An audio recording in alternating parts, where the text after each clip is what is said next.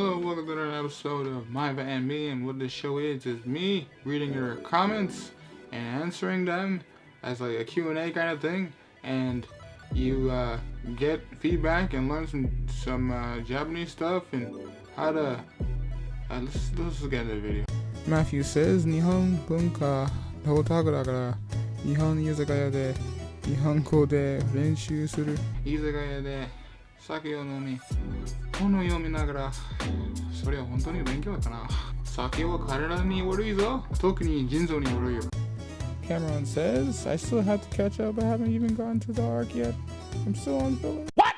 あなたは何が言いたいのか全然わかんないんだよ。自分の言葉で語ってよ。お願いだから私がわかること話してよ。How could you call yourself a Dragon Ball fan? I saw you and my brother from another mother. What are you doing? You better catch up though, man. It was a pretty good arc, in my humble opinion. I'm taking a Japanese class, and I agree. Glad you are taking Japanese classes, Zach. Good on you. Space Monkey says, yep, for lots of writing practice seems to be the only thing that works for me. I originally learned to recognize kanji by mnemonic stories, i.e. Heisei's RTK method. Great for wandering around Japan with a rough idea of what things mean.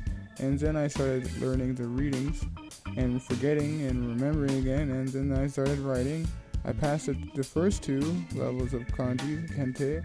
Ooh, I'm not about the same level as 8-year-old Japanese kids. And I started learning Shodo a few months ago. All things considered, I found that I'd learn how to write characters. But then, a few weeks later, I'd be struggling to remember how to write. So what I did was say, okay, instead of having a chat with my Japanese friend and writing notes in hiragana, I'd force myself to write the kanji when I was writing notes. I reckon that just by adding a bit of writing whole sentences when I'm sitting with my language partner helps me remember how to hand write the characters long term. I actually don't know what the Heisei method is, but I am glad you passed the other two levels. And also, don't feel bad about yourself, because everybody starts off from somewhere, alright? So don't feel bad about those two levels. You know, I never really studied on Shoto before when I was younger, but since I started doing it, I've been able to learn a lot more faster, I feel. And I have actually made a video about that, of, you know, how to learn, you know, kanji more faster, and how to learn how to write kanji. So if you ever had a time, I hope it helps you out. You can check out the video. But one of the many things that I think that most people who are doing Japanese are not doing is making a routine of, you know, learning something continuously. And I think that's your problem as well too. You're not studying every day. I know you're not studying every day. I know you're not studying. Let's just break it out. The reason you're forgetting stuff is because you're not being consistent. Think of kanji as a long-term commitment. You know, if you really do like the Japanese language, you know, commit. Why bother start something and never finish it? You know, commit.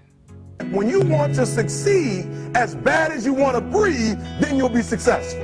You know, most of the problems people have, they have a mental barrier of like what they can do, what they can't do. And if you rearrange those cans and can't do's, or even just eliminate those cans, you know, you can definitely, you know, learn more kanji. You just you gotta put more effort into it. And I don't think you'll put enough effort into it, because if you did, you know, you wouldn't be having these problems. And I'm not saying that you're not working hard. I'm just saying that let's look at the facts, right?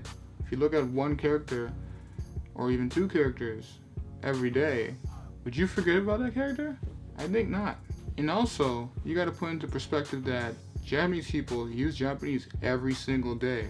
Just like how you use English every single day. You know? It's not rocket science, guys. I hope I didn't come off condescending. I'm not trying to be condescending. I just want to give you the truth, man, the facts. Culture puts a lot of things in perspective. Zach, you are spot on, and you get what I mean. You put the culture within the language, and you start to learn some things about the culture. It makes some things inside the language a lot more easy to learn, or a lot more easier to relate. So, That's a thing. Anyways, guys, thanks for watching my video. If you like this video, like the video. If you have any comments or something that you want to say in the next video, put in the comments down below. And, subscribe. I'm on Twitter, I'm on Instagram. And, yeah, I'll see you guys in the next video. See you guys later.